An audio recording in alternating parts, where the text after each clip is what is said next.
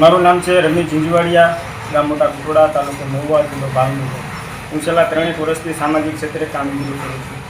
કાલે ગારિયાધાર મામલેદાર કચેરીમાં જ્યારે એક અરજદાર બાળક હારે હું ગયો જાતિનો દાખલો કઢાવવા માટે, તો બાળકનું બોનોફાઇડ આધાર કાર્ડ પુરાવા હોવા છતાં ત્યાંના ફરજ પરના અધિકારી દ્વારા મામલેદાર કચેરીમાંથી એવું કહેવામાં આવ્યું કે ભાઈ એવી રીતે જાતિનો દાખલો ન નીકળે, તમારે બાળકના પપ્પા કાકા ભાઈ એમનું ફરજિયાત જોઈએ, બાકી તમે ગમે એમ કરો આ દાખલો અહીંયા નહીં નીકળે.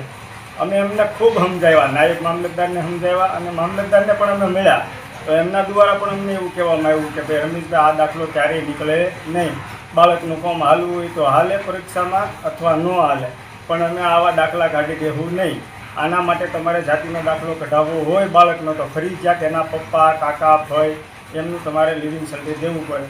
તો ખરેખર સરકારના મુખ્ય સચિવ દ્વારા 2017માં એક પરિપત્ર બહાર પાડેલ છે કે ભાઈ વિચિત્ર જાતિના લોકો જે છે એમને પૂરતા ડોક્યુમેન્ટ ન હોય તો એની રહેણી કહેણી એની જીવનશૈલી ઉપર એમને સ્થળ તપાસ કરી અને મામલતદારને એક એવો પાવર આપેલો છે કે ભાઈ તમે દાખલો કાઢી શકો.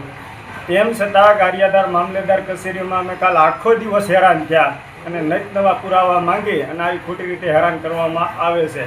તો ભાવનગર કલેક્ટર સાહેબને મારે નમ્ર વિનંતી છે કે સોશિયલ મીડિયામાં એ ખૂબ જ એક્ટિવ છે, તો તમે ક્યારેક ગારિયાધાર મામલેદાર કચેરીની મુલાકાત કરો કે જે અરજદારો જાતિના દાખલા કઢાવવા આવે એને કવડી હેરાનગતિ ભોગવવી પડે છે.